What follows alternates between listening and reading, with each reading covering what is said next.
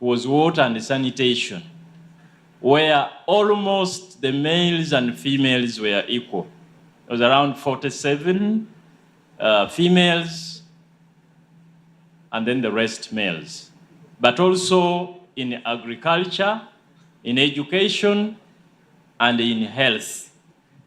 So it is really a very great honor and privilege to have this panel of distinguished ladies that are going to share their experiences on this topic of women in STEM and leadership. And the point of view within which we are looking at this topic is the point of view of breaking barriers, driving change. So join me to welcome the panelists here that are going to be moderated by Ms. Trina Hegg, who is the Regional Practice Director for People, that is Human Development, of the World Bank. I wish to invite Ms. Trina Hegg to come and moderate this session. Let's welcome her with an applause. She's already here. She came early, and she has been waving to you to recognize her. You are most welcome. Come and take the podium. Thank you very much.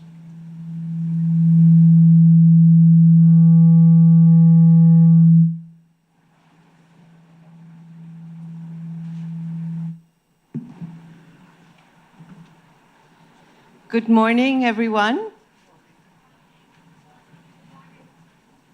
I see that people are still coming in. I hope you're as excited about this topic as I am. Are you? Okay, good. So our team, who have been organizing and working really hard on the entire ASET 10 event, they assigned me this topic and this panel to moderate this morning, but I was completely delighted to see what they had assigned me to do. And that's because of the great importance of the subject matter that we have today. So the name of this plenary session is Women's Participation in STEM Fields Can Drive Innovation, Boost Productivity, and Contribute to Economic Growth. And yet, women continue to be underrepresented in these fields, especially at higher education and leadership levels. In sub-Saharan Africa, I think you know these numbers better than I do, women make up less than 30% of professionals in STEM, with an even lower number of women occupying leadership roles. So while we have made progress, there is still much to do and much to be done to unlock the full potential of women and girls in these fields. This is why it's important to have this discussion today, to identify and address the specific challenges that women face in STEM and leadership, especially at the university level. I am truly honored to be joined by an exceptional panel of women who are breaking barriers, leading by example in the STEM fields in Africa. They will share their experiences.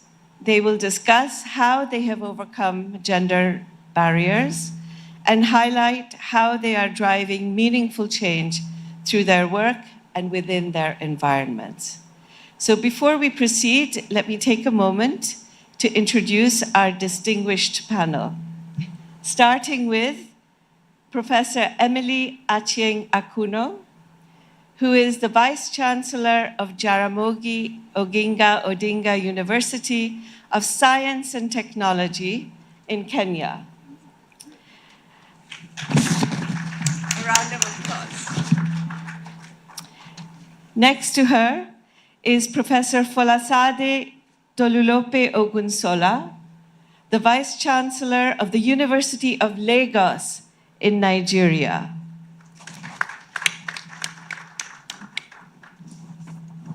Then we have Dr. Ruth Magreta, who is the Deputy Center Leader of the APA Center in Malawi. And Dr. Magreta serves in the Center for Excellence on Agricultural Policy Analysis at Lilongwe University.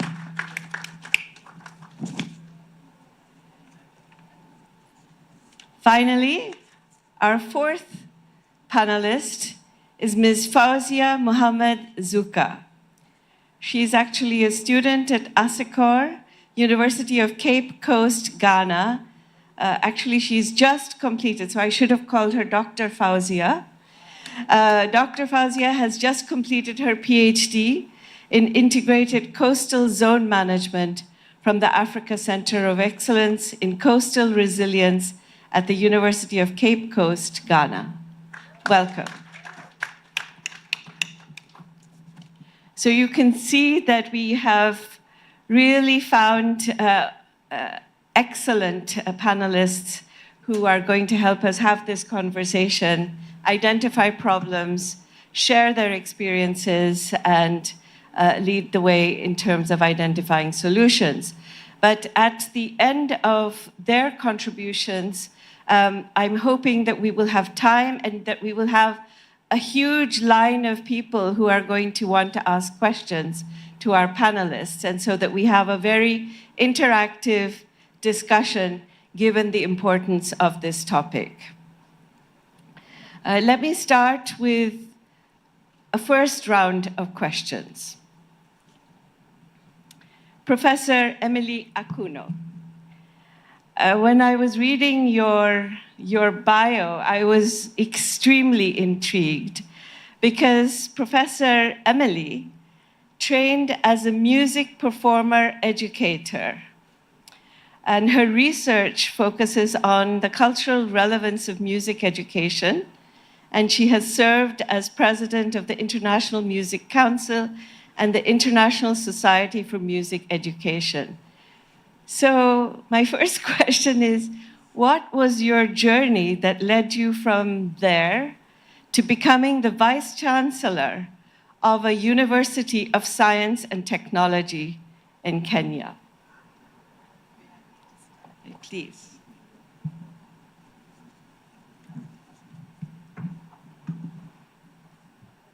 Thank you so much. Ladies and gentlemen, good morning. I have the response, and I just need to know where to point this at. Oh, good. And before I go any further, there's a movie called A Few Good Men. I just want to show a few good women. The first to come up was Professor Wangari Maathai, a Nobel laureate in 2004. Environment, I think, is what she got her Nobel Peace Prize on. The second at the bottom corner is my contemporary, Professor Catherine. And then we have a young lady who doesn't like malaria at all, and she's working hard to make sure that communities are not wiped out because of malaria. Then we have this publication, African Women and Intellectual Leadership. Talks about 22 ladies from one small section of Kenya, examples that we do well to follow. One of those spoken about in this publication is Nora Olembo. The other is Ruth Onyango, a nutritionist. The other is Lady Justice, retired Lady Justice Effie Owuor, who was a first in so many things. And Professor Julia Ojambo, a nutritionist. Why did I bring this? Because there are a few good men, a few good women as well. And so let me come to the preamble. I would really like to appreciate the organizers for having me here, and to appreciate those who held our hands as Jaramogi Oginga Odinga University of Science and Technology. I'm grateful to the World Bank, to the Kenya government, and to the other ACE2 units that make sure that we too came on board. In terms of background, I think all of this is coming in the backdrop of what I can only call a fiercely patriarchal society and male-dominated science disciplines. To make it, they must break free from one and try to break into another. There are several barriers to be broken. Again, there's that myth that science is hard. So here is a music professor saying science is not hard. I went into music by choice, not because it was easy. And at one point, believe me, it was harder than physics, from my experience. So there's the myth that science is hard and that woman is weak. That probably explains why there are less than 30 women in STEM research and development workforce globally. And I see a need to encourage barrier-reduced economies that will free all players to participate in all roles at their level of ability. So my story, I think now I can come to the question. Like many females, probably in Africa of around my age, there is a common thread, and that thread is a champion. My champion, the name of my champion has 4 letters, M-A-M-A, Mama, my mother, was my champion. But the key things in my story are, number one, the foundation. And that foundation started at the family. I am number 4 of my mother's many children. In my community, you don't count the children, otherwise they'll die. And in my mother's house, school was not an option. It was the option. Again, in my mother's house, in my family, and that foundation that helped us a lot, were discipline and consistency. And consistency and consistency and consistency. It is not that today you can do this and tomorrow, okay, so you're tired, you can't do it. You've got to be consistent. And I think that helped a lot of women that I know about. The support structure, that helped me. And heavily at high school.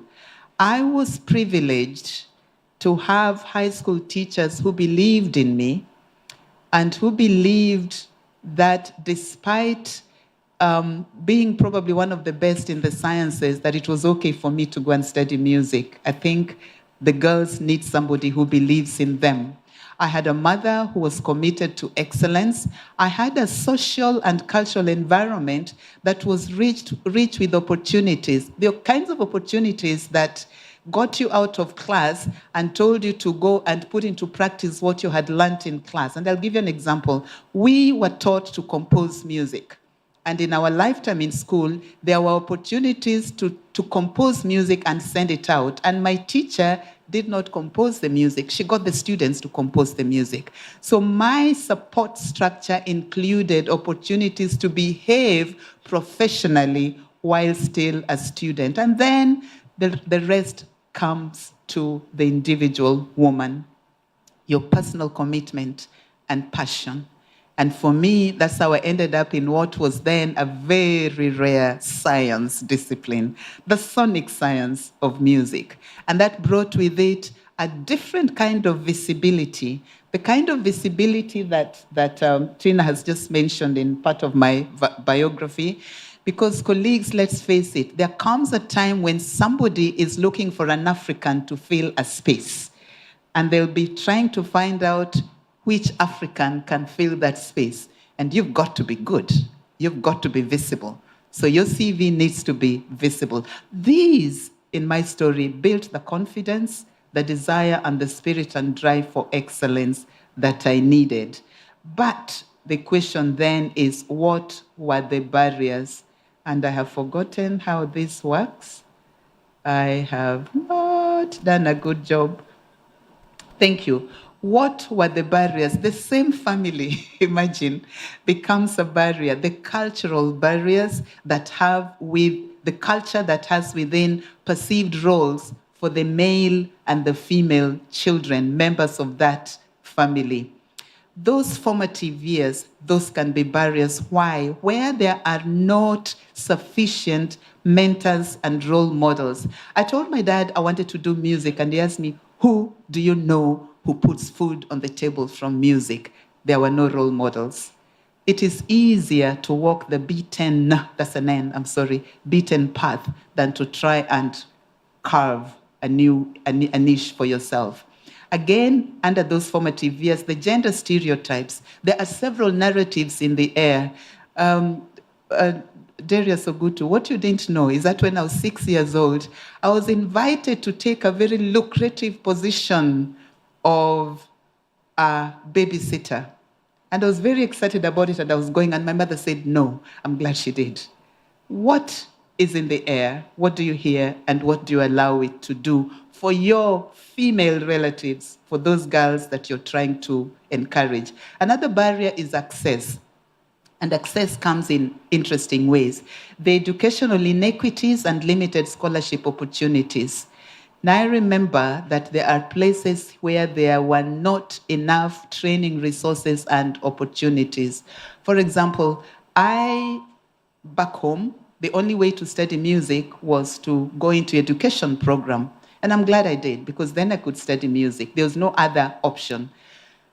I am aware also of inadequate institutional capacity to support specialized courses. Some of the girls in the book that I mentioned, when they got to high school, they were not able to move on to the courses of their desire because the girls' schools either did not offer mathematics at A levels, at advanced levels, or only offered physical sciences. Now, physical sciences combined physics and chemistry. And with that, you're not going to do medicine.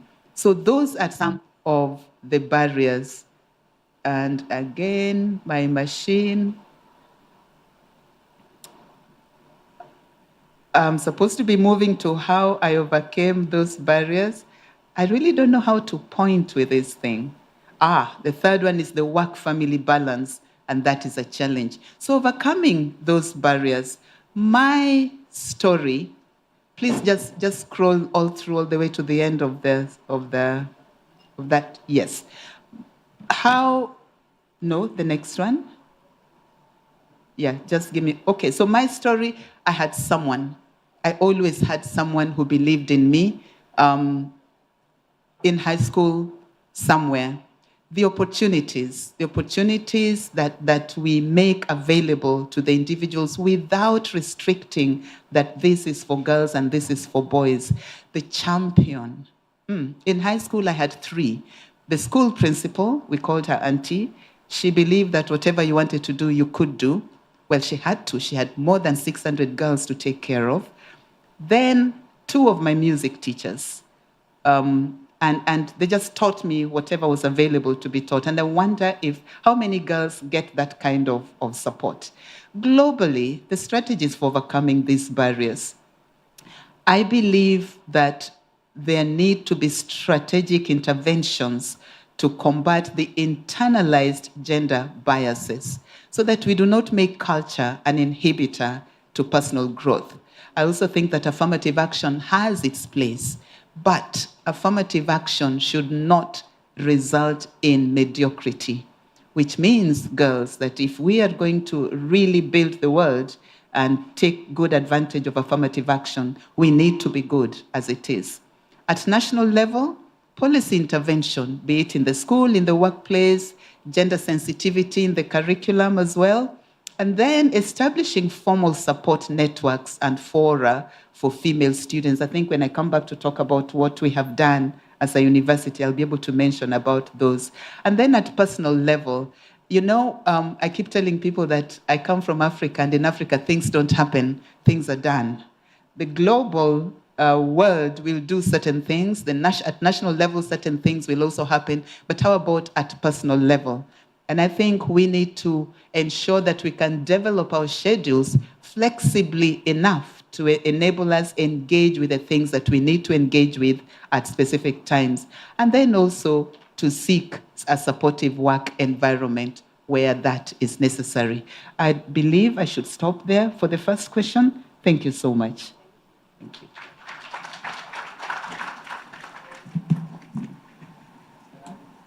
Thank you, Professor Akuno.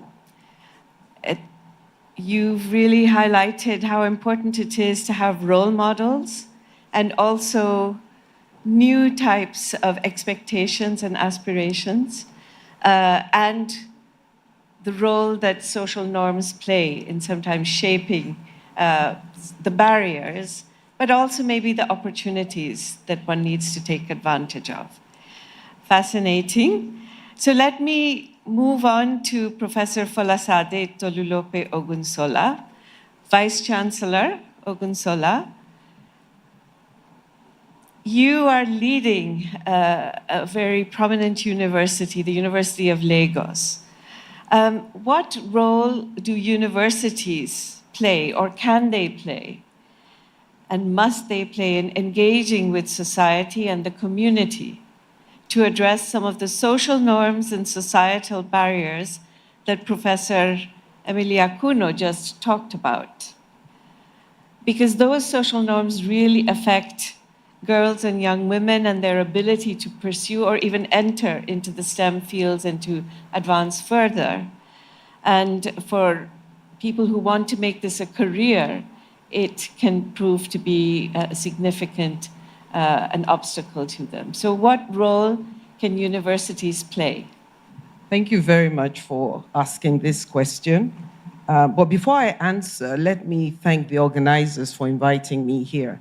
It's really an honor to be here to tell our story and to talk about some of the things that we are doing that would help. And I suspect that a lot of things will overlap as we go ahead. I believe we have a moral imperative as universities in our social contract with our communities to ensure that we seek out the girl child, especially for STEM. And why do I say so? Part of this is really that girls are socialized for marriage. We're socialized to be feminine. We're socialized to be nice, socialized not to take up space, socialized to ensure everybody else is comfortable. And we're told everything is, things like engineering is a man's job, and we're socialized to be female and feminine. And so many young girls have internalized that bias right from when they were young. Let me say a little bit that internalization is not something that you necessarily realize that you have internalized. I grew up in a family where, if you asked me, the girls and the boys were treated the same. But when it came to leadership, I remember the reason I went for being the first female provost was because after a lot of people had talked to me, and I said, no, I'm not doing that. One day somebody had spoken, and a thought popped into my mind, it's a man's job. And I thought, where did that come from? I didn't think I was like that. And on that basis, I decided to go for it. I said, what's the worst that can happen? I won't get it. And to also say that the only woman who had tried before me got only 4 votes in the whole College of Medicine at that time. So what must we do? I look at it from 2 perspectives. From what we do within our communities, because we have this social contract. What do we do with the communities to ensure we have girls coming in to the university for STEM? And then what do we do when they do come in to ensure that they live and will continue to be supported till they've gone? So in terms of what we can do as universities with our communities is what I call the Catch Them Young program. And that we have to be very intentional. You're going to hear a lot of me saying intentional, because we do some of these things, but we do them in an ad hoc way that sometimes the impact is not felt.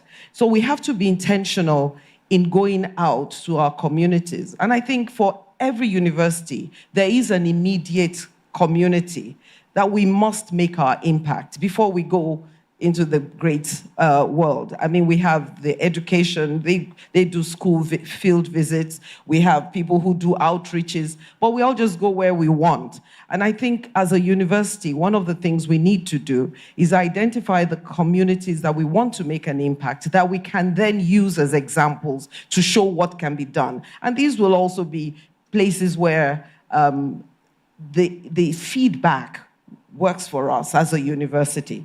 So we encourage, and at the university we do workshops, we do outreaches to the community. These outreaches are to talk with students in the primary school. We have teachers who go into these schools to talk to them. We also engage parents, teachers associations about encouraging the girls, to come to do the STEM courses. Recently we did a needs assessment in our community. University of Lagos is surrounded by slums and so we met with all the chiefs and to talk to them about what were their problems that the universities could solve. And some of this was our children don't have work, the girls get married, they get pregnant. And so we told them we will assist in this area. So we're in the second phase of intervention. We're having meetings of what's next to do. We also have created scholarships, working with our alumni to give scholarships to girls who want to do STEM, to ensure that funding is not an issue. The other one is the platform we have as universities to create awareness for STEM. Again, we do this, but not again as intentionally as we should, but we've been improving in this intentional engagement as to women in STEM. And part of doing this is that we are working with a lot of female-led science and STEM associations that help in advocacy and also work to encourage a lot of the young women in STEM.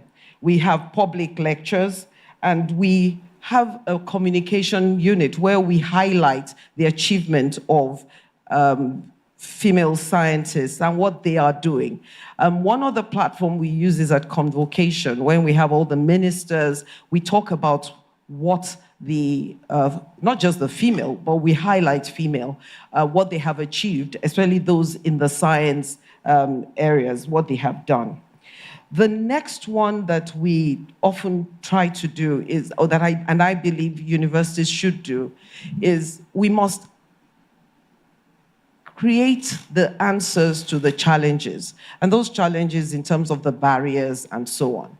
But it's not only that. It is then when we have the answers, which I believe many universities have, how do we translate this and make sure it gets to the policy, the people that can actually make this policy for the country? So one of the things that we've started doing much better, two things. One, when we're starting such research, we talk to the policy makers so that when we finish, we then discuss and have a policy round table. The other thing we do is that if we work in the community concerning these things, we go back to talk to them about our findings, to help them to bring in the girls and also those who are underserved, including those who are disabled, because they are also another vulnerable group.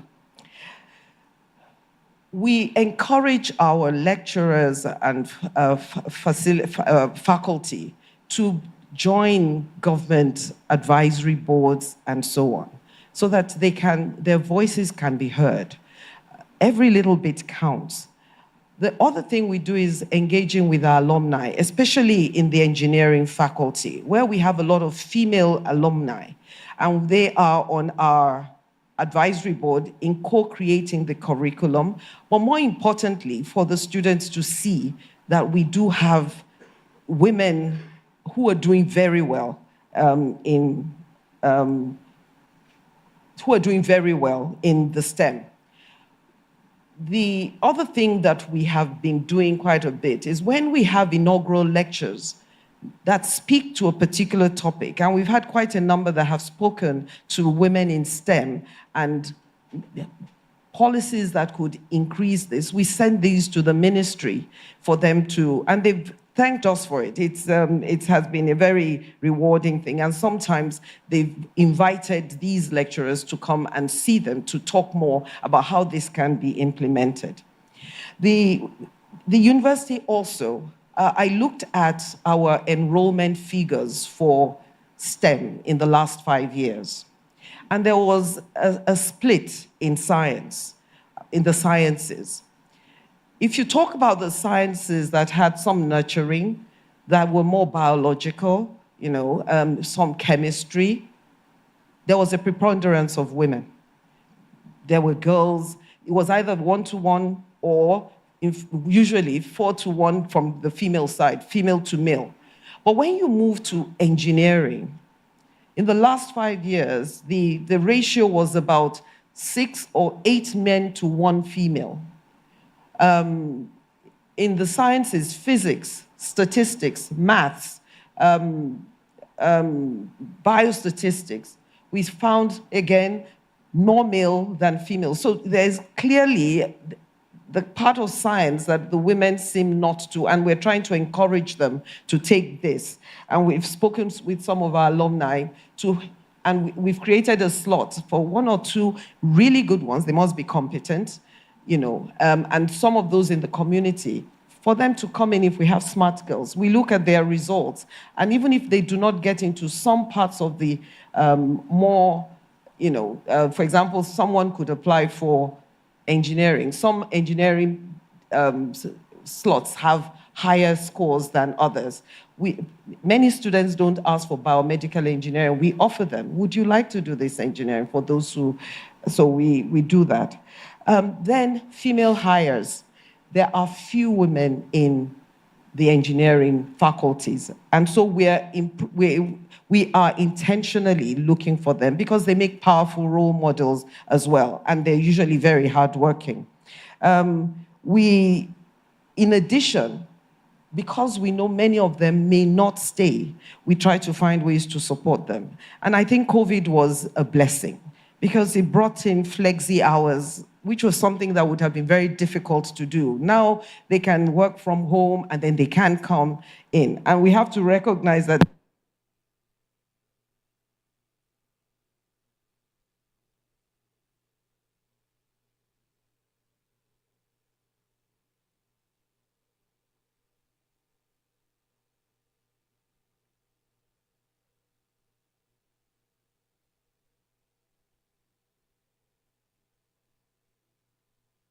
even this is, okay.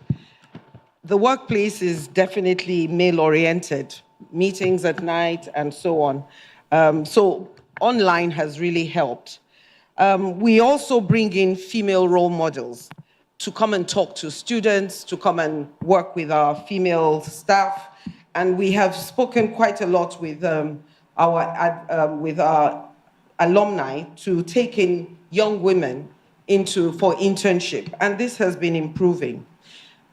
Our robotics classes faculty, which is run by a woman, what we call the Air Lab, has been in the last 4 years having boot camps every summer for young women in the slums, teaching them how to code. They've been making robots. They've been going in for competitions, and this has really been something they find very exciting. The class started with about 10 students. Now we're oversubscribed, and we're still trying to find better ways of increasing the numbers and bringing more girls in. We also have, as the head of our unit on Innovation Technology Management Office, a young engineer. And how have we done this? Because the last 2 heads of these units have been female. And really, the thing was that we invested in them. Any training that needs to be done in engineering, we ensure that there's always at least 1 or 2 women, and it has been paying off.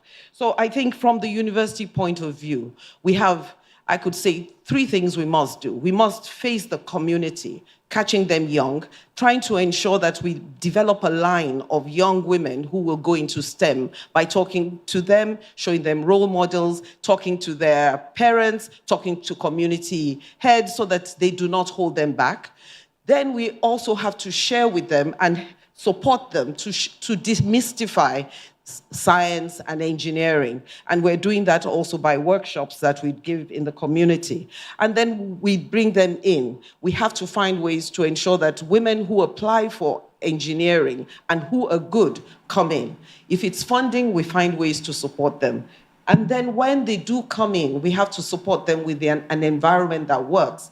Now, because especially engineering, but that's not to say that that's where the problems all lie, and in the sciences, issues such as sexual harassment, bullying, then becomes even more impactful because we don't have too many women, and if they disappear. So we have policies to support them and create a safe work environment. Thank you very much.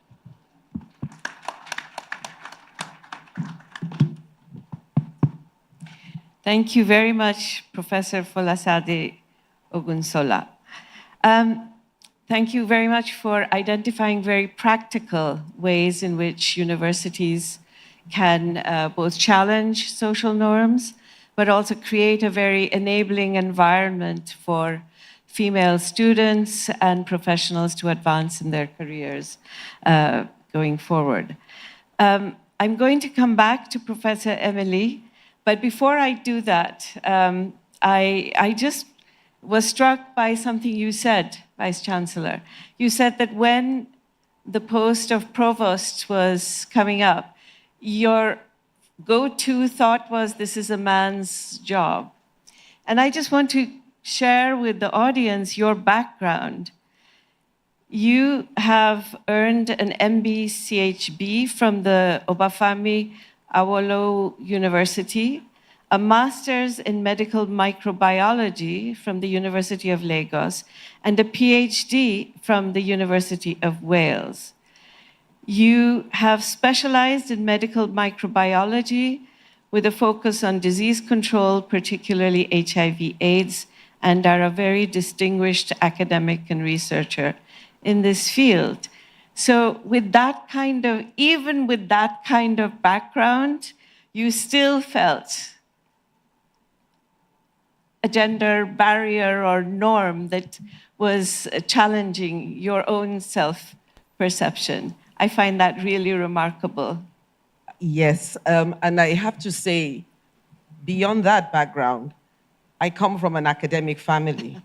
So I really had no business having that thought at all. But when I looked at the provosts that had been there from inception, they were all men, and they were all older men, and they were all close to retirement. And nobody looked like me. But I didn't know I held that thought at all. So when it popped into my head, I decided that I had come on a journey to the stage where that kind of thought needed to be, pushed back. Yes. And so I decided I was going to go against it. And I won, because it's by election. And I think I will add something to it. I was a shy child. So the idea of going for election and campaigning was totally alien. And in fact, it was probably one of the major reasons I didn't want to be provost. I didn't know how to do it. But what I found is that you will always find a way to do things. And so there were the barriers to be broken by the very nature of being shy. And I did my work.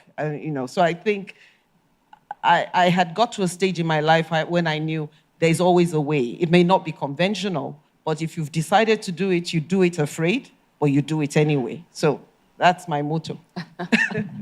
Wonderful, thank you. Professor Emily, I just wanted to come back to you. You are a vice chancellor.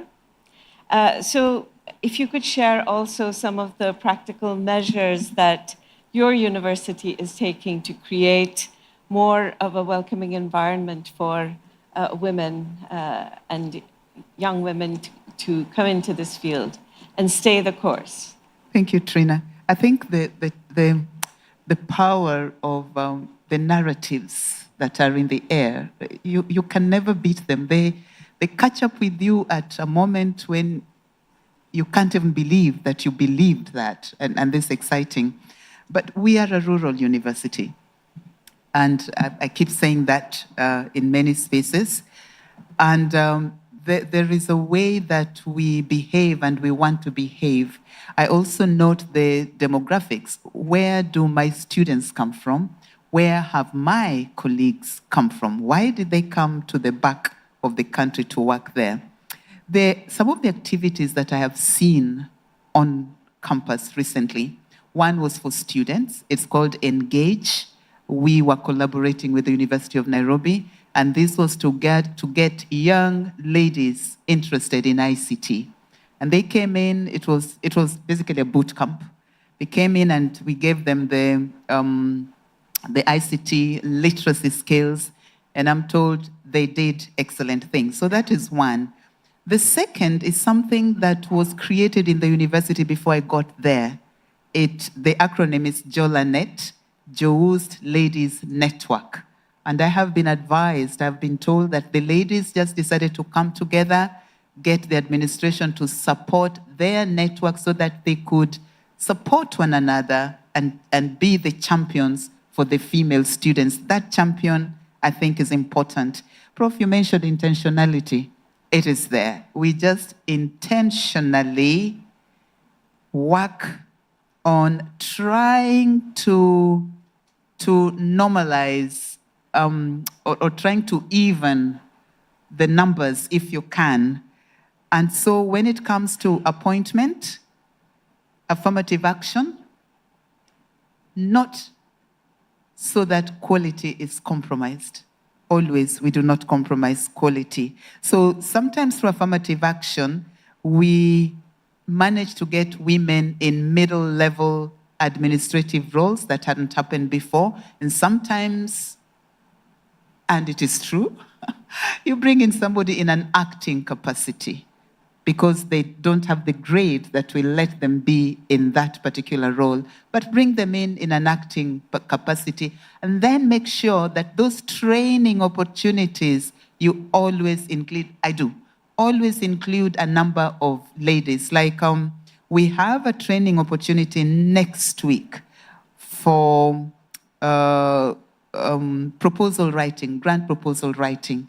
And I noted that in the list, a list of 6, 2 of them are male, the other 4 are female. This is very deliberate so that we have women also writing proposals for grants. One of the other things that I found and I am championing is the retention of the valedictorian as part of staff development. And in the recent past, I've been very keen on the female valedictorian because she stands there as a role model for somebody else who doesn't think that a woman can be good enough. Our last graduation's valedictorian, no, the previous one, was a lady in actuarial science, and she was a good one, and we have taken her back in. Again, policy. Policy, we have a gender mainstreaming policy, which addresses inequities, gender bias, gender disparity in training, research, welfare, governance, community outreach, and it covers access, retention, progression, etc.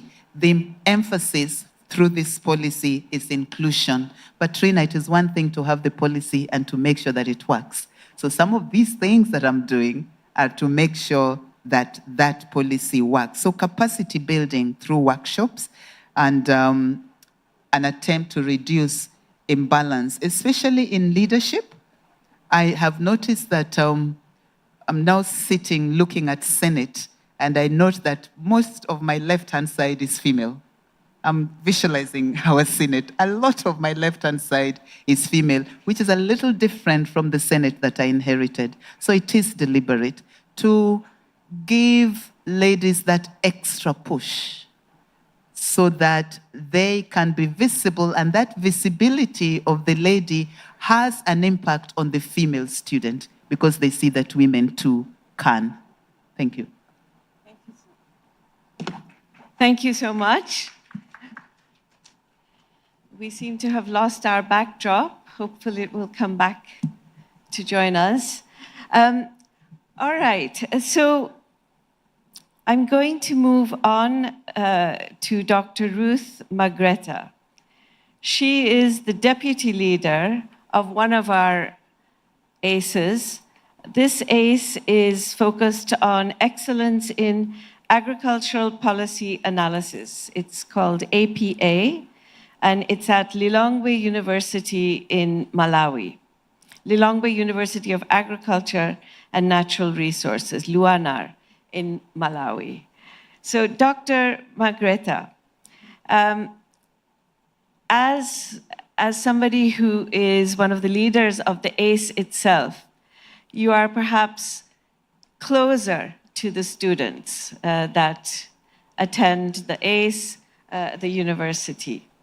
So in your interactions with the students, what do you hear about what kinds of challenges are affecting today's generation of young women who are trying to enter and be effective, be leaders in these STEM areas?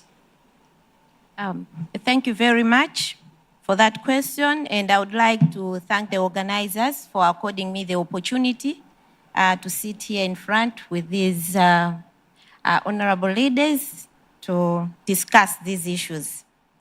First and foremost, yes, students come to us at the center with different issues, not only challenges, they also come and share with us their achievements, even outside academic, their personal achievements. At times we even laugh, say, was this really an issue that you wanted me to know? They are like, yes, yes, yes, you are the one to know because I'm so happy.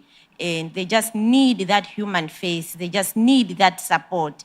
And I'm glad that as centers leaders, we are able to provide for that. Coming to the barriers, students come to us from a number of issues. It's a whole spectrum. They range from financial support, academic guidance when it comes to their research.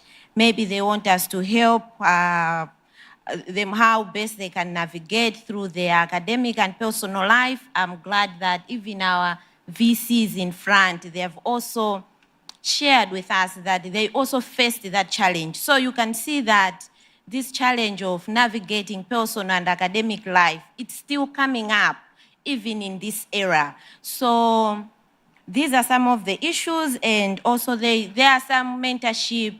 And one thing that we've seen is where students are even coming in at postgraduate level to look for internship opportunities, internship support. So it's no longer about mentorship, but they are also moving forward internship. Now, when it comes to some of these challenges, we receive issues to do with living costs. With the rising cost of living, and most of us, we have our fixed stipend to support them. There's an issue there. They are always coming to us to say, it's no longer feasible maybe to survive. Can you help us? So the good thing is we peg our stipend, the allowances to the US dollar, so that when changes like those, when there are some monetary changes, policy changes, their stipend is already upgraded using the prevailing exchange rates to cushion them from such incidences.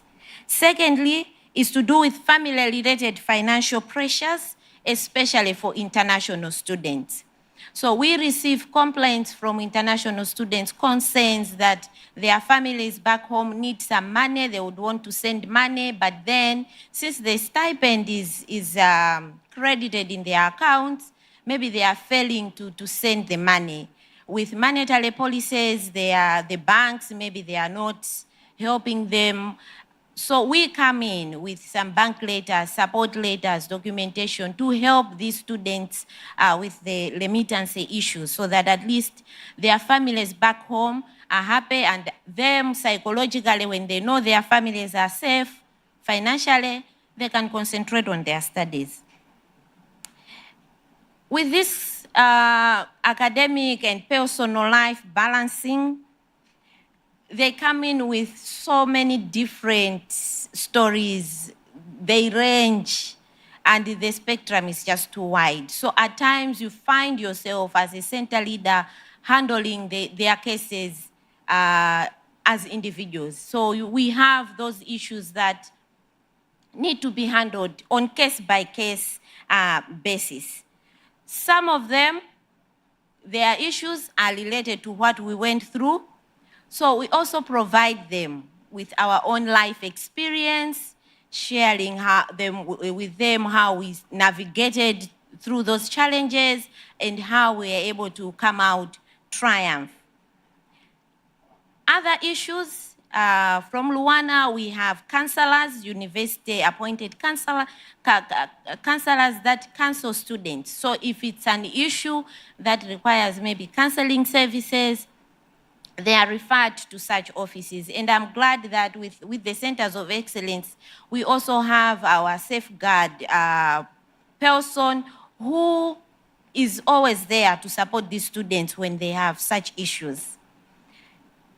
The other challenge that they bring forward are to do with the infrastructure. I'm glad that we are advancing our Centers of Excellence, building infrastructure to support teaching and learning, but there's still a gap.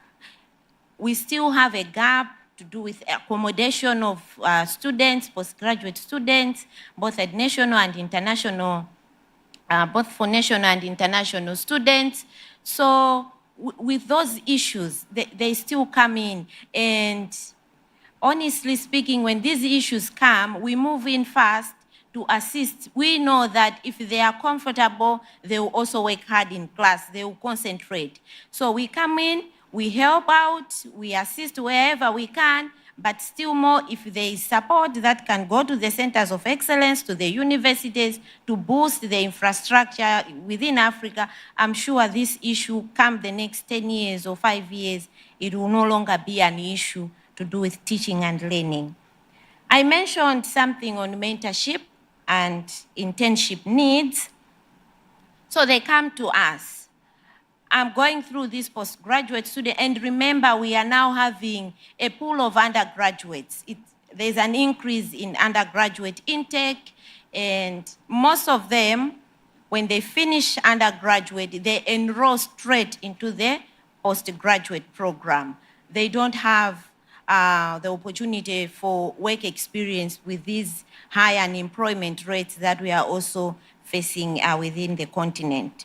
So they come in to say, I'm doing this program, I'm excelling well, I'm one of the top students. However, I would love to see myself be a leader somewhere. I would love to see myself be an innovator somewhere, open up my own company.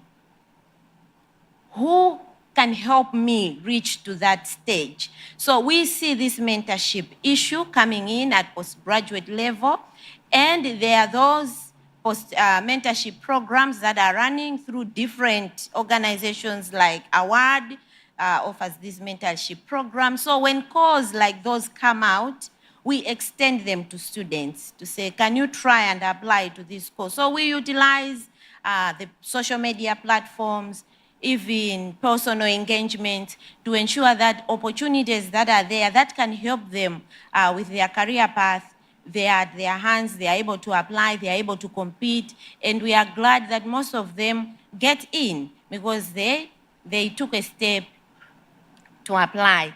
And the other thing is about the internship. They come in to say, we want on-the-job training, and with these unemployment rate, higher unemployment rates, we are not able to secure maybe jobs without experience. So how best can we get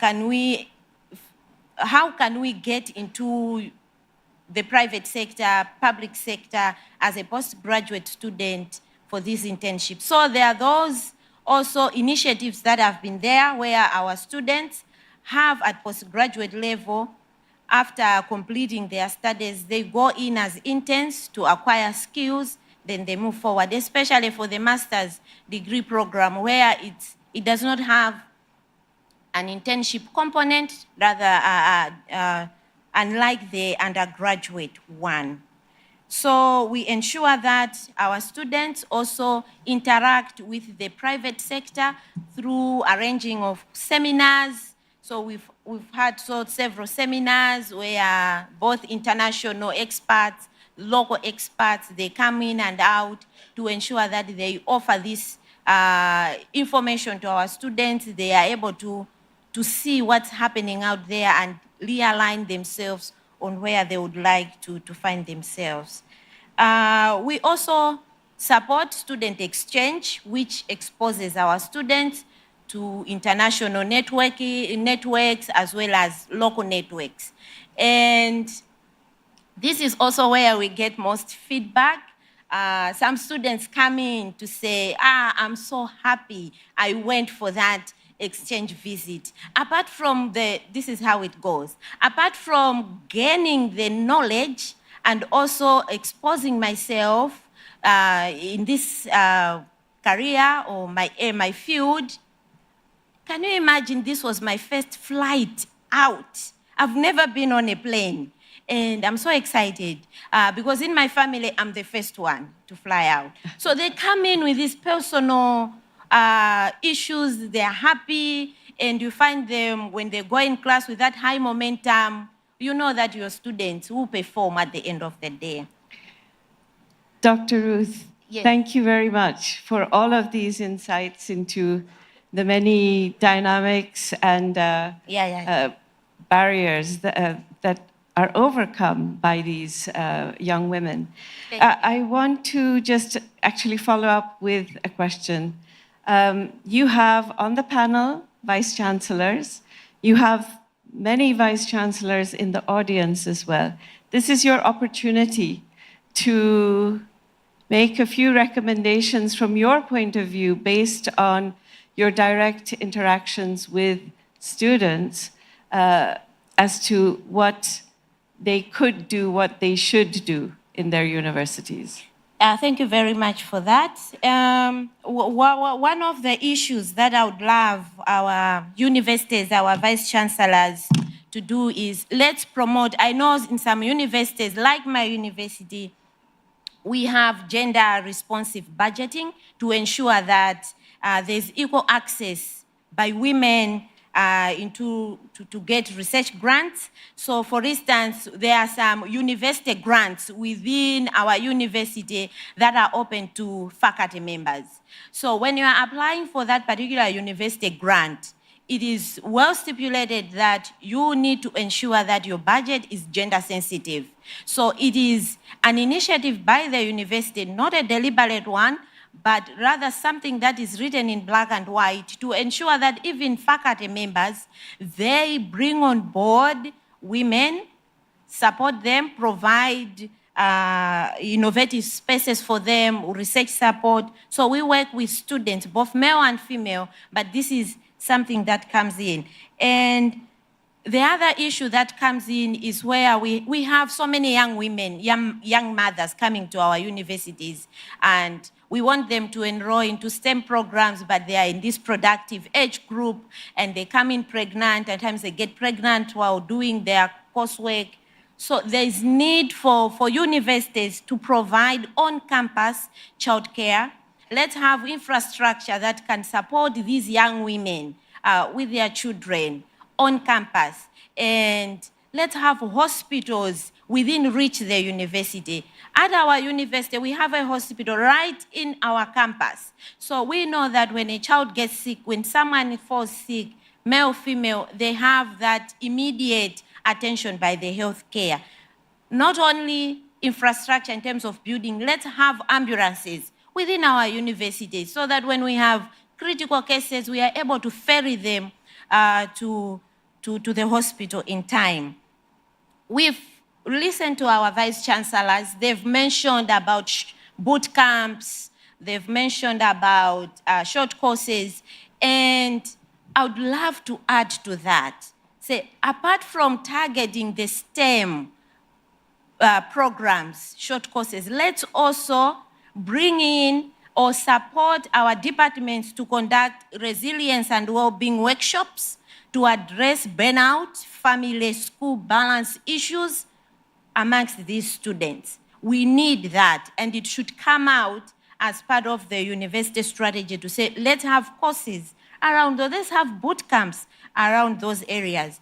And we've seen that we are seeing few women coming in the university. I would like our universities to partner with the secondary schools as well, not only the community, but let's target secondary schools in specific to encourage girls at that young age to pursue into this, to pursue STEM subjects.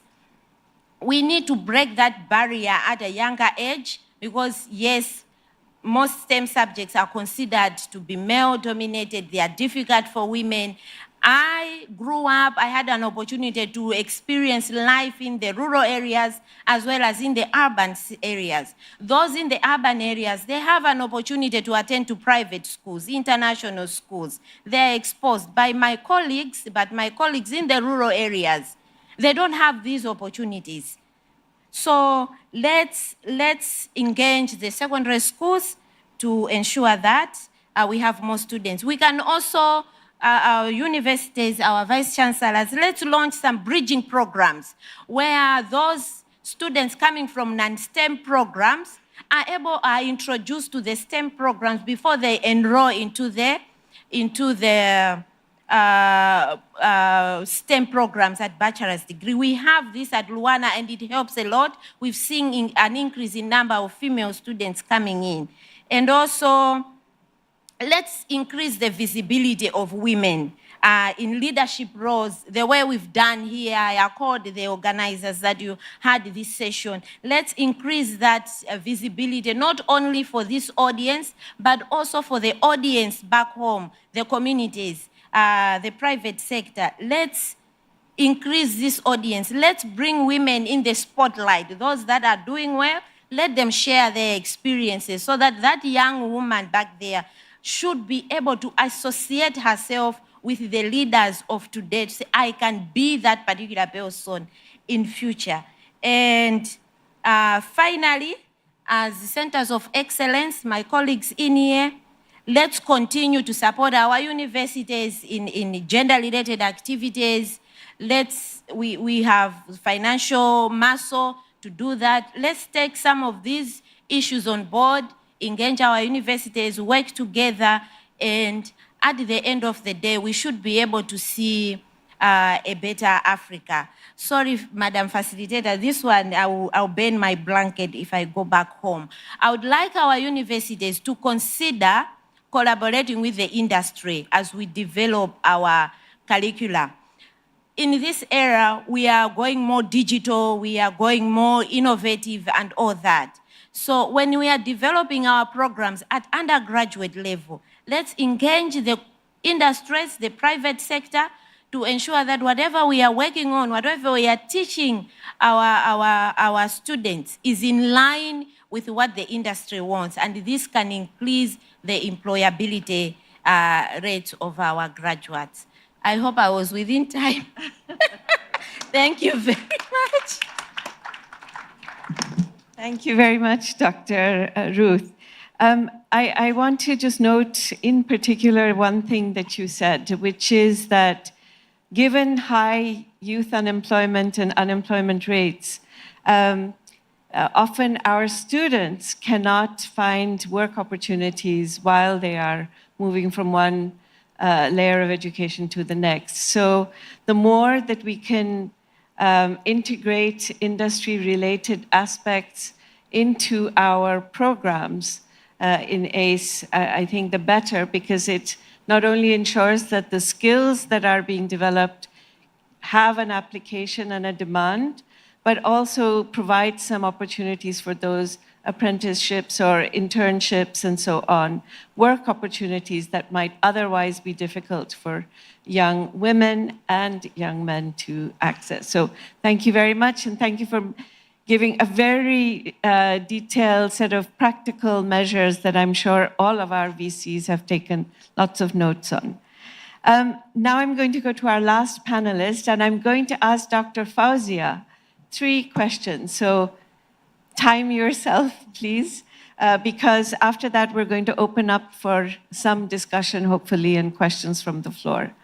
So the first question has to do with your personal journey. You have just completed your PhD in coastal resource management. How tell us a little bit about that journey. How it all started, it was just curiosity.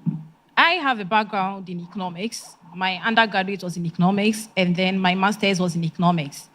But I wanted something away from our mainstream economic analysis, doing microeconomic studies and all of that. So in one of our courses, we were introduced to how humans interact with the environment. So that aspect of economics intrigued me. So I had to speak to one of my professors, a natural resource economist. He didn't make the decision for me, but then he exposed me to two key sectors in natural resource management: mining and fisheries. And after speaking to him, I realized that with the coastal environment or our coastal communities, we had a lot of unscripted stories, especially for women. Although they contribute significantly to this sector, their roles go unrecognized in economic analysis. So I had to pursue this. And it motivated my master's thesis. I was looking at the pricing behavior of women in coastal communities in Ghana. After that, I wanted to do more. So luckily, at the point, the A score was launched. It was launched around that time I finished my master's, and I was actually one of the lucky recipients of the scholarship and the pioneer of the PhD program. So I was enrolled and I started the journey, and I was with the Department of Fisheries and Aquatic Science. The whole program was facilitated by A score, and now I'm here in the new field, coastal management. I've been doing economics all my life, and I had to do something new. But although it was challenging, I still wanted to do it. So that's how it all started. And I was resilient because there was a sense of purpose. I wanted to do it, and I had support from my professors encouraging me to, because in the area of resource economics, we just have few ladies trying to do something along that area. So basically, that's how it started for me. Thank you. Thank you. Thank you very much, Dr. Fazia. So relatedly is the second question. You are a graduate of one of our ACEs in Ghana. So the question to you, the second one is, what resources from the ACE mentorship or systems did you leverage in your journey that you just described? And where do you see gaps still remaining? And please be honest about that so that we can address those going forward. Sure. So I was one of the few students that benefited from the ACE project a lot. And knowing that the center was ready to fund everything related to the field, I also explored global opportunities. So the center was ready to give me support letters for all my application, and I was successful to win a global affairs scholarship to be in Canada for 6 months at University of British Columbia. I also interned with the World Bank through the support from the center. And in one of my exploration, I had to also travel to Koper in Slovenia to do for a summer school. And the center was ready to fund everything for me. So I had all the support I needed. And I remember when I submitted my thesis, and then after examination, I needed to do my viva, I had a baby. So the thesis was in, I needed to do my viva, they set a date. I told them I can't do it, I just delivered. The center director, the department head, they all told me, relax, you'll be fine. When you are fine, then you come back to do your viva. So I had all the support. But then when it comes to the barriers, we still need more, especially for female students. They still need to be mentored, at least with the industry players. So if you really want to be in STEM, you should have people you look up to, because I had the support. I had people to advise me. So I was able to navigate the whole area well. So I think that we need to create structured mentorship program for female students in STEM, female students who are ready to explore, who are ready to go far, and they should have all the systems in place to help them. Thank you. Wonderful, thank you. And the last question to you. Share a little bit, if you would, about the research that you have just completed. And how do you see that positively impacting other women and inspiring them to come into the STEM field of research and education? Okay, sure, thank you. So with my research, like I said, I was looking at the women coastal dwellers, what they do. And usually the discussion around empowerment has been that women are disempowered. But I didn't believe that because I feel that empowerment is contextual. You can't just assume that because women are disempowered in agriculture, it should be the same for fisheries. So when you visit most coastal communities, you realize that women play significant role. For Ghanaian fishing communities, they even finance fishing expedition. So they are empowered. So they're intersecting different vulnerabilities in our coastal communities and how it affects household welfare like food security and then environmental poverty. So this has been, for young women trying to do that, I think it has started for, people have started. You can also do it. You don't assume that you have structural barriers, no. Speak to the right people and then also know that your perspective matters. What you want to do is valid. Speak to the right people to guide you and you can do it. So young people should be able to carve their own path, although it's unconventional. For most of us who have background in economics, it has always been doing stuff in economics, talking about the economy, talking about macroeconomic indicators, the exchange rate, and all of that. But if you want to go unconventional, you should know that you can do it. People have done it, and you can also do it. Thank you. Fantastic. Thank you very much. So our panelists have spoken, and now I want to turn to the audience to see if there are questions, observations, comments. I don't know who has microphones or how we get these to you. Honorable Minister from Malawi. Thank you very much. All protocols observed. Let me start by thanking the esteemed scholars that I see in front of us discussing the issue of women in sciences. I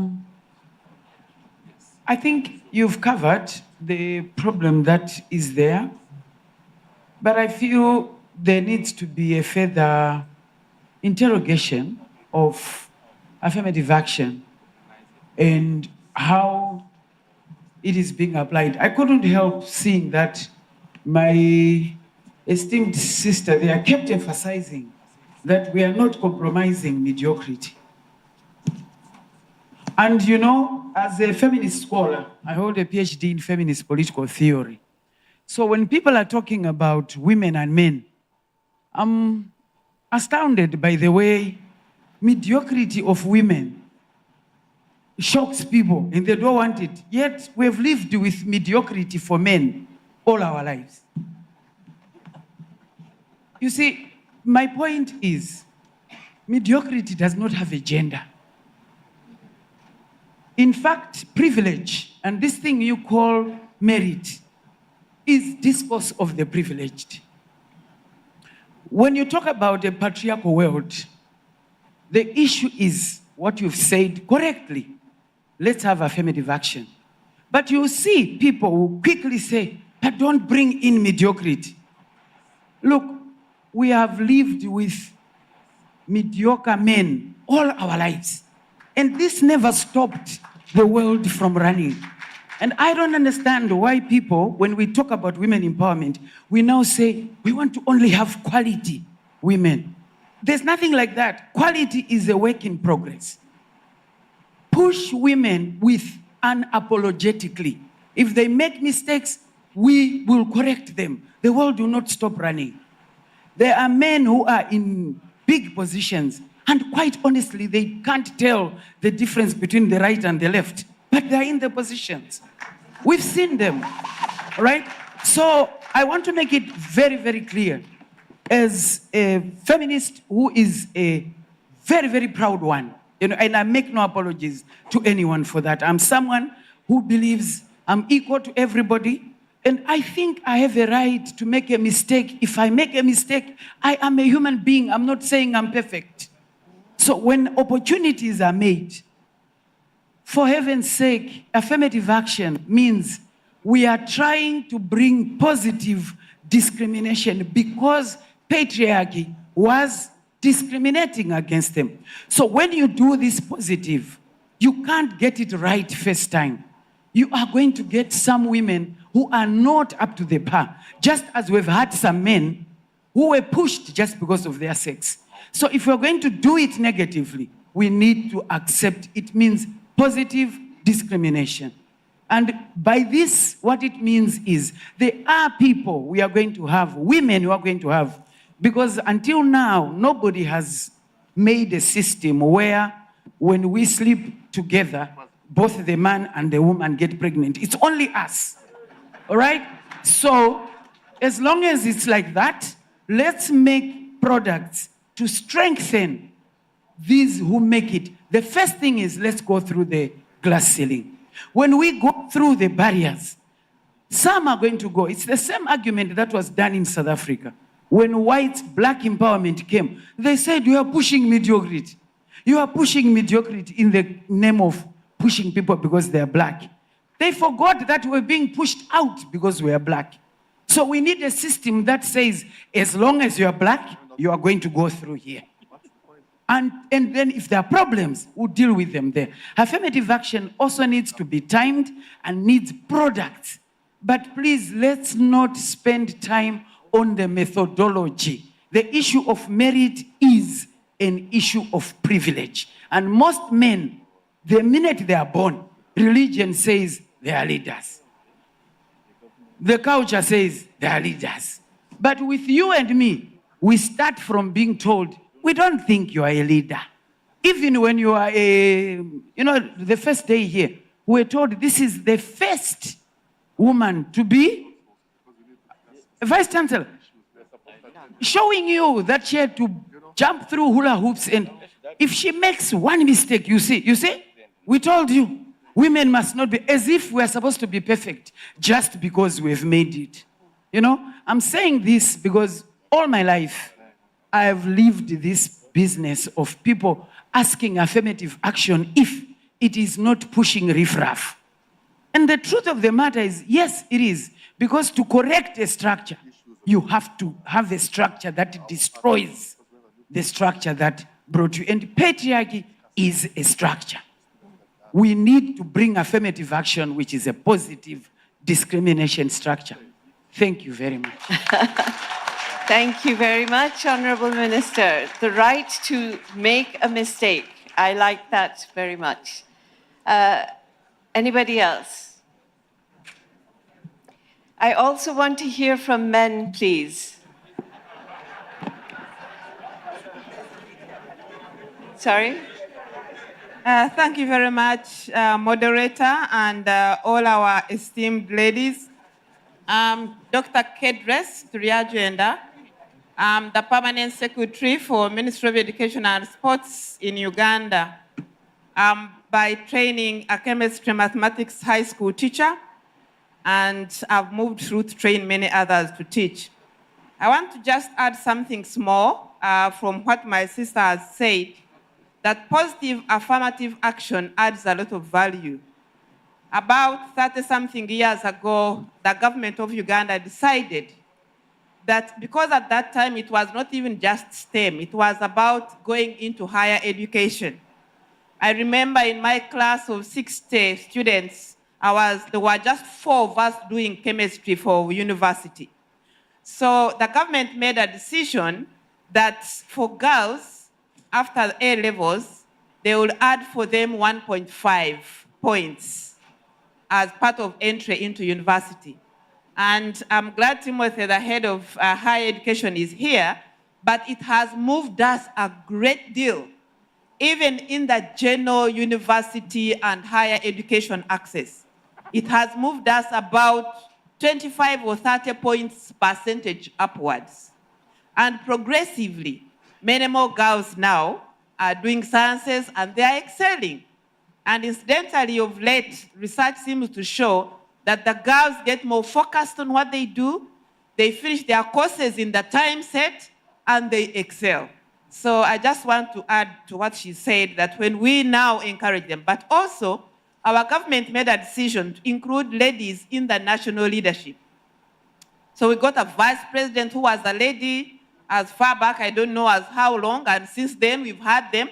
As I speak now, the prime minister is a lady, the vice president is a lady, the speaker of parliament is a lady.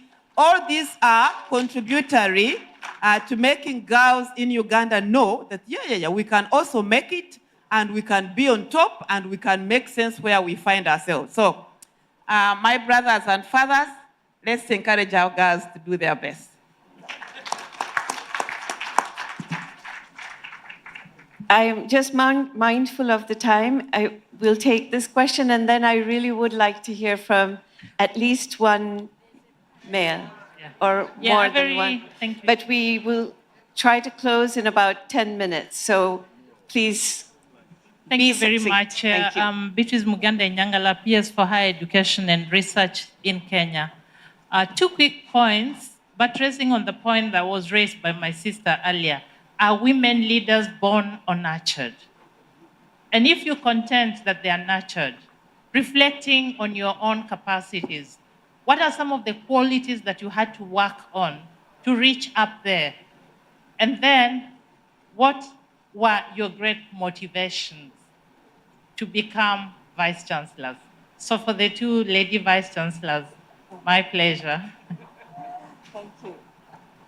We'll come back to you guys later. No, let's get the last and then we'll come back. Okay, thank you. We will come back to the panel as the last item. So, who is coming Okay, next? I'm here. Okay, please go ahead. So I like getting involved with these conversations because, yes, we need equity and equality, right? But there's a question, I want to challenge... Could you just introduce yourself? My name is Sebastian Arthur, University of Ghana Medical Center. So my question is more of a challenge to the women here. How many successful women have been mentored by women? If you're able to answer this question, you realize that the problem with that disparity is not men, it's actually women. I challenge you, do that research. How many women, successful women, were mentored by women? So men actually support women. That's one thing I want to mention. The second thing is that when we have these conversations, the boot camps and all that, please include men in the boot camps. Let men be there to know that women are also in the space. If you keep yourself in your own cubicle and do your own thing, we don't get to appreciate it, and we don't get to support enough. Please include men in your conversations, in your meetings, and all that. Thank you. Thank you. One more male voice.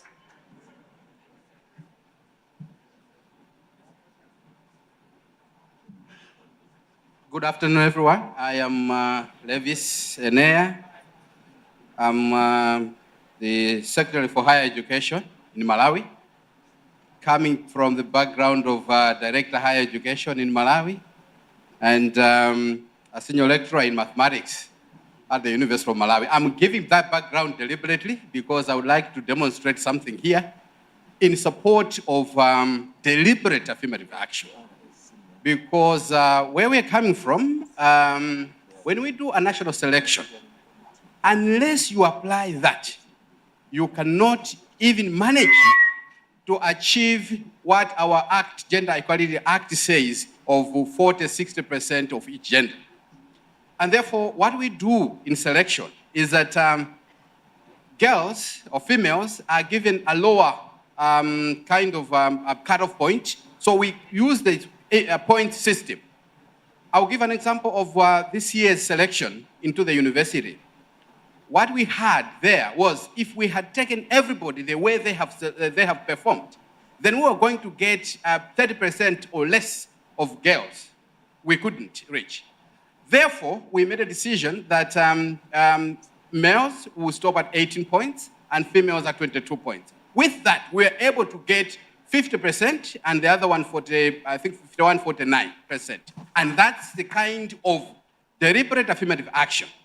And in the appointments, for instance, I think the ladies have already spoken about this. I just also want to just give you a statistic. In our own ministries of education, actually both ministries of education, that's higher education and basic and secondary education, are headed by females, including my own minister here.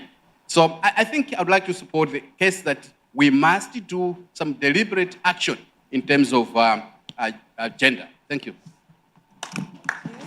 Thank you very much. So I am told that we have 2 members of our regional steering committee for ACE who would like to come in. And with that, we will turn back to our panels for very short responses from our panelists. But please come in. I'm not sure who. Go ahead. This is Eba from Ethiopia. I would like to comment on what has been said. What I would like to suggest is let's be positive-minded. Our sisters, let's be positive. Brothers, let's be positive.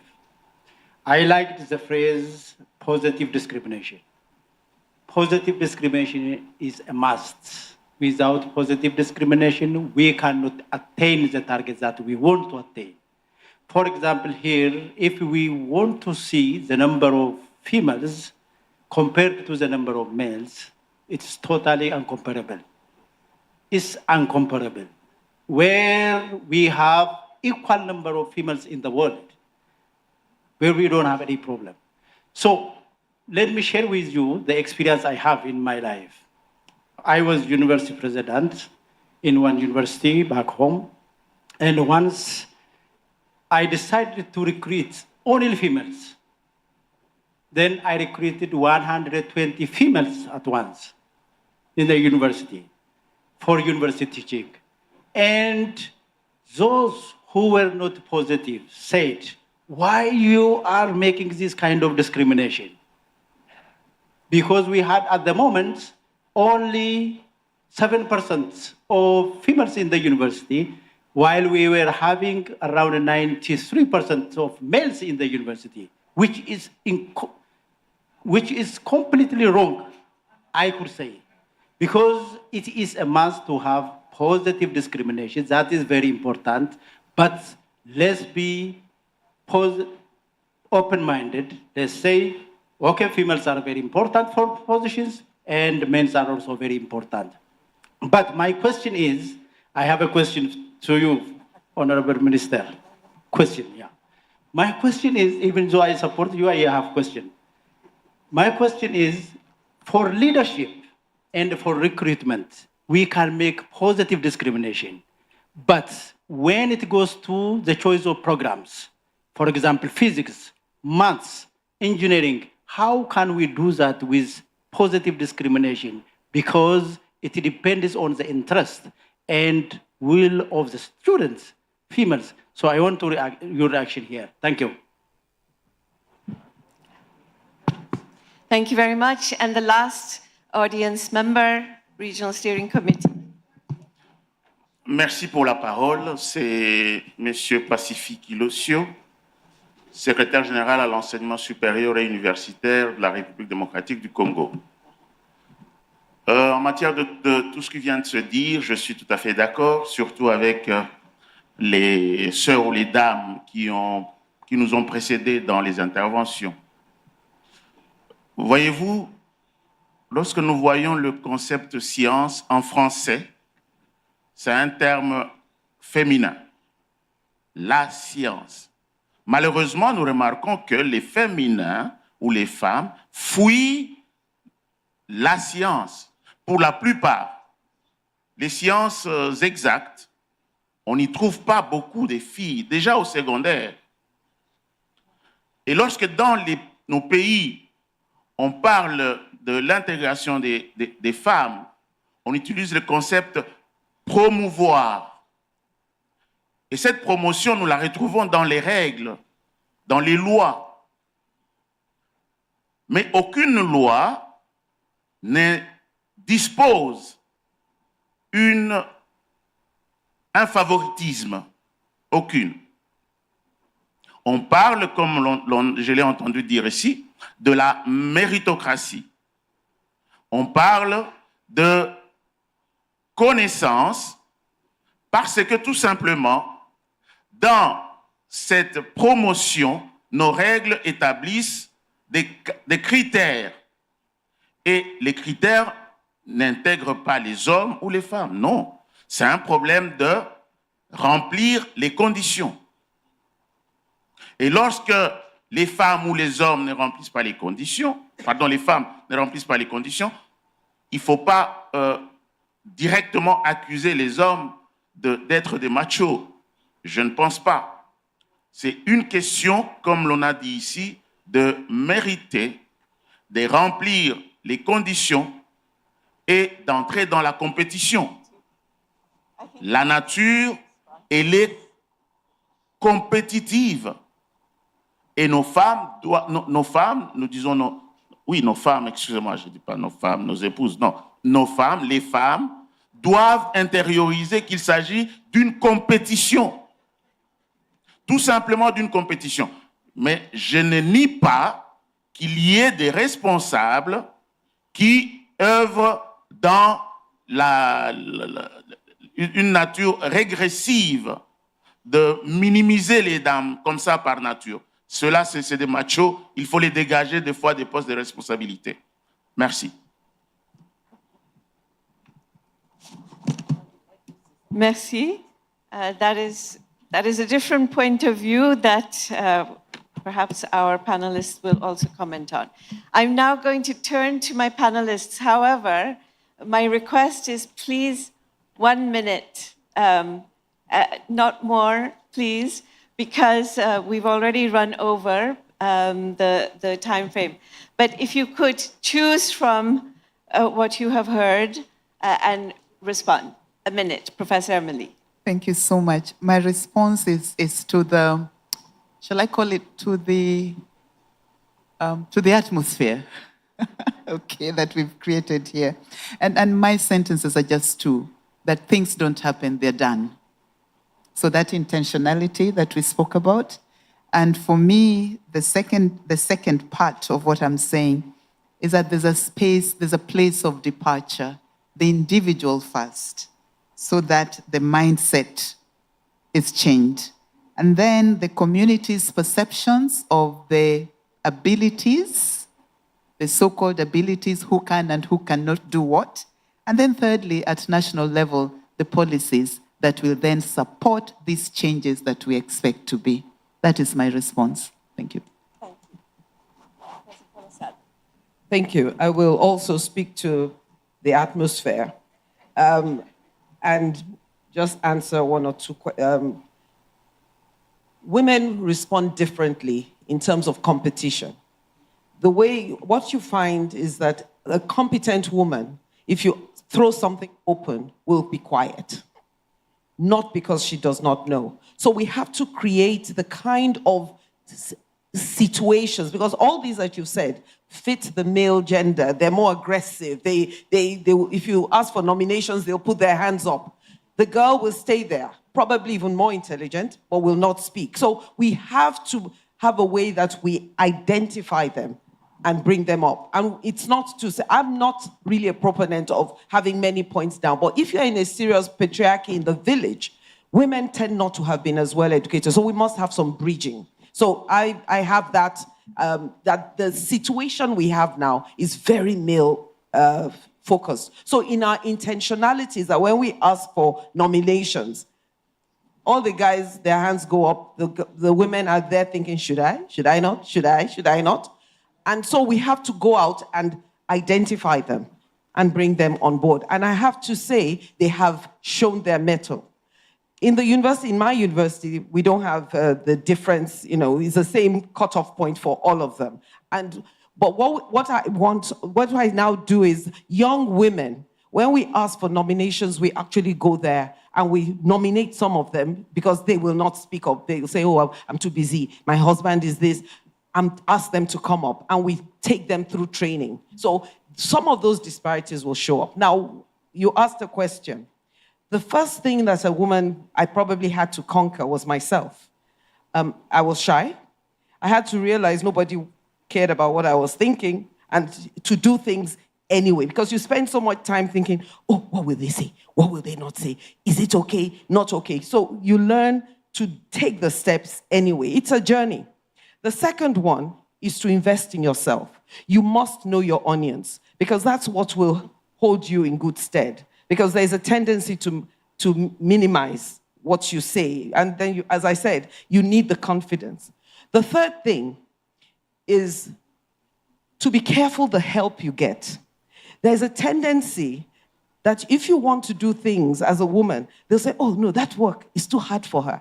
You end up not getting the jobs that make you visible because somebody has decided that it's a bit too much for you. So don't accept every help you get. Go out there and compete. You may make mistakes, and be ready for that. The pushback is more because a lot of people already believe you can't do it. So they will just say that confirms it. It's a confirmation bias. But don't worry. There's nothing that's coming that has not happened before. And that's the kind of mantra you tell yourself. So I would say invest in yourself. Don't worry so much. Not too many people are looking at you. So just go out and do it. And then do it anyway. You will be scared. But please do not let the fear stop you. Keep moving. Thank you. Thank you very much. Dr. Ruth. Yeah, thank you very much. I'll also speak to the atmosphere. Thanks for that term. Very inclusive. I like it. So I'll speak to the gentleman at the back who said, you are up there. Who mentored you? I would say that they are women. I'll give a personal example. I have 3 sisters. I'm the youngest. All my 3 sisters, they have their PhDs, they have their masters. And my sisters, look at me now. It means they are older than me, 4 of them. We are 7 in the family. And the way they worked hard through their primary, secondary, university, I saw them. They were my role models. And most of them are holding positions, influential positions, decision-making positions. And when this S came in and said, okay, we are working on this proposal, and Ruth, can you be the deputy center lead? I didn't think twice. I was like, yeah, I can lead. I've seen my sisters do that, and they balance work, family, and all that. So you find that even if we say ladies in here, those of you who have been mentored by women, can you stand up? You find that it's almost everyone. And then we can go on the other side, men. Who mentored you? Were they men or women? You find most of the men who stand up. So at the end of the day, let's look beyond gender mainstreaming. Let's go beyond numbers and all that. Let's embrace transformation and take those positive discrimination ideas, the deliberate, intentional moves, and we can make the change. We are the ones to coordinate this back in our universities so that there's change on the ground. And to my colleague here, yes, we are in leadership position. We can deliberately say, okay, in this interview, maybe let's take this one because she's a woman, let's go for this one. But for the secondary school children, we are saying, let's engage and collaborate with those lower level or junior level education and bring out this mentorship, these role models. Let's provide that spotlight at those secondary schools, universities. Let's support that. Let this be part of our program so that we reach out to the potential candidates in STEM. Once we expose both our boys and girls at that younger age, they'll make these decisions. They'll be able to see what is up there in the industry, what's the process, and if this one is doing it, I can also do it. And finally, in those boot camps, we ensure that both men and women are taking part of that. Why? I'll give an example from the empowerment part of it. if we are today going to experiment and empower only girls, we start with them at the age of 10 years, take them through their adolescence to early adults or to the around 20s. These girls will be empowered. But then we are humans. They will engage with the men. They want to get married. They'll get married to a man who did not go through this process, who is not empowered. What will happen at that end? Chaos. So we take on board men, we take on board women, so that there's that balance at the end of it. Everyone is exposed. We don't say, okay, this is all women, this is all. You find that there is a combination, unless they are so specific oriented to say, okay, this is to do with, I don't know, men-related issues, women, disease-related issues, so we want only men, we want only women, but most of it you find that we combine. Thank you very much. Thank you, Dr. Ruth.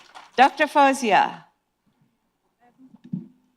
So I would like to advise the young females, and then like she said, gender mainstreaming should actually be put aside. Everyone should be on board. For global challenges like climate change, food security, and equitable distribution of resources, we need diverse voices for men and women to achieve sustainable solutions. So we need everyone on board. It shouldn't be just women and it shouldn't be just men. And for young females, seek mentorship. And for those in position to mentor, please do not exploit us. And ask questions, knowing that your story will inspire others too. Thank you. Thank you very much. With that, let me just say a big thank you to our panel of esteemed STEM leaders and practitioners, and also to our extremely dynamic audience for a really wonderful discussion. We're going to continue to see what ACES can do to support women in STEM. Thank you.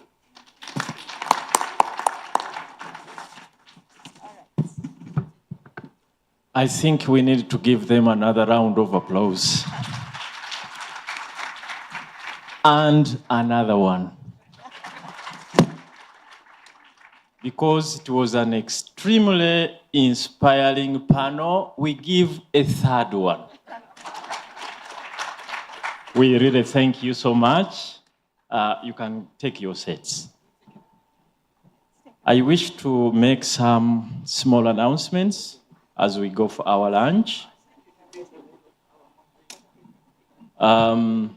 I believe as you get out, you will receive the coupons.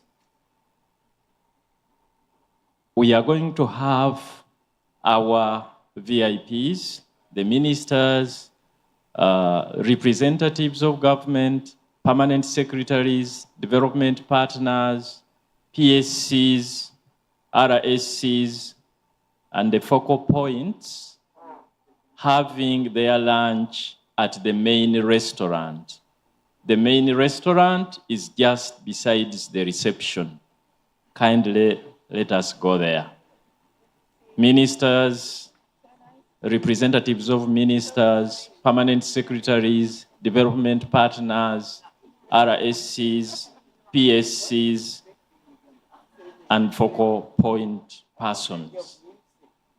Then our VCs, a special table has been reserved at Omanye Gardens where we were. Kindly let's sit at that table. Our vice chancellors and rectors. For the rest of the members, kindly we go back where we were yesterday at Omanye Gardens and get our lunch. Now, before we go, I wish to remind